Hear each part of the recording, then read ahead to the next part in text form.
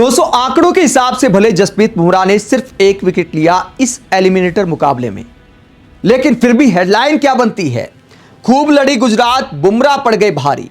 बुमराह के 4 ओवर गुजरात पर भारी पड़ गए क्योंकि बुमराह ने मैच का पासा पलटने का काम किया, वरना एक वक्त मुंबई के खेमे में सबकी हवाइयां उड़ गई थी। हार्दिक पांड्या के तोते उड़ गए थे, महिला जयवर्धने परेशान दिखाई दे रहे थे, रोहित शर्मा के चेहरे पर टेंशन दिखाई दे रही थी। मुंबई के खेमे में बहुत ज्यादा परेशानी आ गई थी जब सुंदर और साई सुदर्शन धुलाई कर रहे थे मुंबई के गेंदबाजों की। किसी गेंदबाज को नहीं बख्शा सिवाय जसप्रीत बुमराह के। और 13 ओवर खत्म होते होते गुजरात मैच में मजबूत स्थिति में दिखाई दे रही थी। महिला जयवर्धने बाउंड्री लाइन के पास फील्डिंग कर रहे जसप्रीत बुमराह के पास आते कहते कि अब तो तुम्हारे हवाले ही है जसप्रीत बुमराह। बुमराह कहते टेंशन ला लो, मैं हूं ना। और वही किया अगले ओवर में जसप्रीत बुमराह ने, जिसके लिए जाने जाते हैं। जब 81 रन चाहिए थे 7 ओवर में, 12 से कम की रिक्वायर्ड रन रेट थी, ड्यू फैक्टर बहुत ज्यादा आ गया था, सब गेंदबाजों की पिटाई हो रही थी, 8 विकेट हाथ में थे गुजरात के। तो गुजरात की टीम मैच में बेहद मजबूत दिखाई दे रही थी। जसप्रीत बुमराह गेंदबाजी करने आए। सुंदर और साई सुदर्शन ने सोचा कि यार इनका ओवर संभल कर निकाल लेते हैं, उसके बावजूद नहीं संभाल पाए, क्योंकि ऐसी गेंद को आखिरकार कौन संभाल पाएगा। यह सुंदर का हाल आप देखिए, एकदम से खोल कर रख दिया जसप्रीत बुमराह ने। ऐसी शानदार यॉर्कर मारी जो हमेशा याद रखी जाएगी कि मैच जब गुजरात की टीम जीत रही थी तो बुमराह ऐसी यॉर्कर लेकर आए जिसने मैच का पासा पलट दिया। यही एक विकेट भारी पड़ गया गुजरात पर। उसके बाद गुजरात की टीम वापसी नहीं कर पाई। दोस्तों मुंबई के हालात इतने खराब हो गए थे, 14वें ओवर में बुमराह को अटैक पर लगाना पड़ा। बुमराह के 2 ओवर बाकी थे जो कि डेथ ओवर्स में कराए जाते हैं, लेकिन जब मैच हाथ से फिसलता दिखाई दे रहा था तो मुंबई के टीम मैनेजमेंट ने बुमराह पर भरोसा किया और बुमराह भरोसे पर खरा उतरे। बुमराह ने शानदार ओवर निकाला, 4 ओवर में दिए 27 रन, और यही 27 रन देना गुजरात और मुंबई के बीच फर्क पैदा कर गया। इसके अलावा कुछ और फैक्टर थे जिसकी वजह से गुजरात की टीम में मुकाबला हार गई।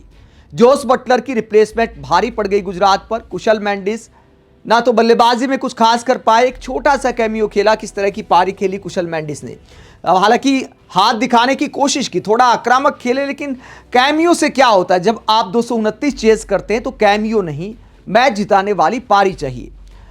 कुशल मेंडिस ने 10 गेंद में 20 रन बनाए, 1 चौका लगाया, 2 छक्के लगाए, लेकिन आउट किस तरीके से हुए सब हैरान रह गए। कुछ अता पता नहीं, पैर पर कुल्हाड़ी नहीं लगी, कुल्हाड़ी पर ही पैर मार दिया, मतलब खुद ही पैर मार दिया विकेट पर, और हिट विकेट हो जाते हैं। साथ ही 2 कैच छोड़े। रोहित शर्मा का 12 के स्कोर पर कैच छोड़ा। रोहित शर्मा ने क्या हाल किया, रोहित शर्मा ने मार मार के भूत बना दिया। 50 गेंद में 81 रन बना गए रोहित शर्मा, 9 चौके लगाए, 4 छक्के लगाए। हालांकि एक और कैच छूटा रोहित शर्मा का, 3 रन पर कैच छोड़ा। कोएटजी ने 1 कैच छोड़ा। जब रोहित शर्मा जैसे बल्लेबाज के आप 2-2 कैच छोड़ोगे तो फिर क्या होगा। उसके बाद सूर्य कुमार यादव का एक और कैच छोड़ा विकेटकीपर बल्लेबाज कुशल मेंडिस ने। मतलब जोस बटलर होते तो शायद कैच भी ना छूटते और बल्लेबाजी में भी अच्छा करते। तो कुशल मेंडिस कह सकते हैं कि पनौती बन गए गुजरात के लिए। बहुत खराब दिन उनका रहा और इस खराब दिन की वजह से गुजरात टूर्नामेंट से बाहर हो गई। हालांकि उसके बाद भी सुंदर और साई सुदर्शन ने शानदार बल्लेबाजी से गुजरात को मैच में ला दिया था। जब कुशल मेंडिस आउट हुए तो किसी को उम्मीद नहीं थी कि गुजरात इतनी लड़ाई लड़ेगी, लेकिन साई सुदर्शन ने क्या कमाल की बैटिंग की, क्या कमाल का बल्लेबाज है। बाएं हाथ का ऐसा क्लासिकल बल्लेबाज शायद इस वक्त दुनिया में नहीं है। जिस तरह बिना जोखिम लिए अच्छी स्ट्राइक रेट के साथ साई सुदर्शन बैटिंग करते, वो वाकई हैरान करता है। दुनिया भर के क्रिकेट एक्सपर्ट्स इस बात को लेकर भी हैरान हो जाते हैं कि अब तक इंडिया के लिए क्यों नहीं खेले साई सुदर्शन, लेकिन अब इंग्लैंड टूर पर शामिल किया गया है तो उम्मीद है कि एक आध मैच भी खेलने को मिलेगा। इसके अलावा वॉशिंगटन सुंदर ने भी अच्छी पारी खेली, 24 गेंद में 48 रन की। लेकिन जब टारगेट 229 का हो और इतना बड़ा मुकाबला हो, एलिमिनेटर हो आईपीएल का, तो कहीं ना कहीं दबाव में आकर बाद में बैटिंग करने वाली टीम बिखर जाती है, भले हालात बैटिंग के पक्ष में हो।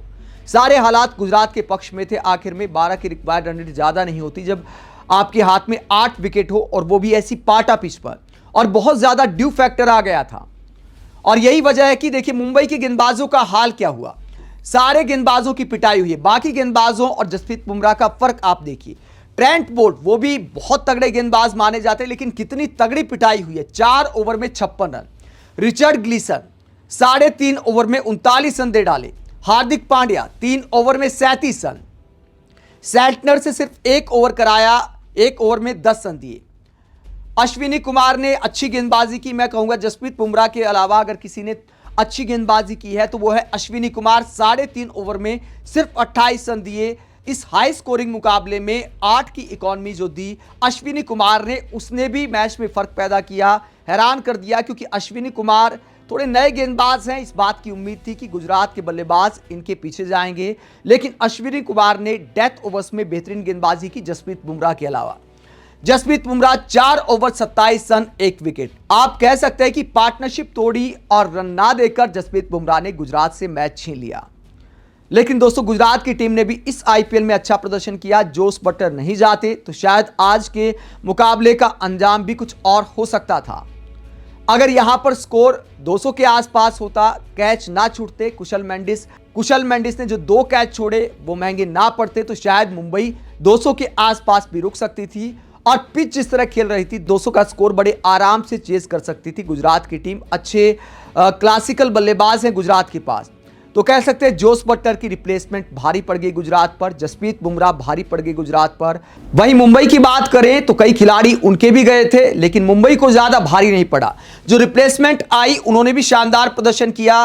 जोनी बेस्टो ने भी कमाल की पारी खेली, पावर प्ले में धज्जियां उड़ा दी गुजरात के गेंदबाजों की। 22 गेंद 47 रन, 4 चौके और 3 छक्के लगाए, तो मुंबई को ज्यादा फर्क नहीं पड़ा। विल जैक्स के जाने से, रिकल्टन के जाने से, रिकल्टन की रिप्लेसमेंट के तौर पर बेस्टो आए, उन्होंने भी अच्छी पारी खेली, तो मुंबई के लिए सब ठीक ठाक दिखाई दे रहा है। इस अहम मुकाबले में मुंबई ने दिखाया कि इस टीम को रोकना बहुत मुश्किल है, चाहे हालात कितने भी नाजुक हो जाएं। मुंबई की टीम आखिर तक हार नहीं मानती, क्योंकि एक से एक चैंपियन खिलाड़ी है मुंबई के पास। जब मैच में दबाव आता है तो ऐसे कई खिलाड़ी हैं जो अपने दम पर मैच जिता सकते हैं, जिसमें सबसे बड़ा ट्रम्प कार्ड है जसप्रीत बुमराह। अब मुंबई का मुकाबला क्वालिफायर 2 में होगा पंजाब के साथ। पंजाब की टीम मुकाबला हार कर आई है, एक तरफा हार कर आई है। मुंबई की टीम जीत कर जा रही है, तो आप समझ सकते हैं कि एडवांटेज मुंबई का है। लेकिन पंजाब की टीम को आप हल्के में नहीं ले सकते। मुंबई को हरा कर ही टॉप 2 में जगह बनाई थी पंजाब ने, ये याद रखना चाहिए मुंबई की टीम को। तो एक कांटेदार मुकाबले की उम्मीद आप कर सकते हैं अहमदाबाद में। आप क्या सोचते, क्या मुंबई को रोक पाएगी पंजाब की टीम?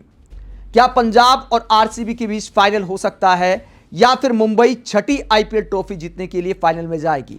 आप क्या सोचते हैं? कमेंट बॉक्स में अपनी राय जरूर दें। साथ ही देखते रहे पब्लिक मीटर, चैनल को सब्सक्राइब भी करें। नमस्कार।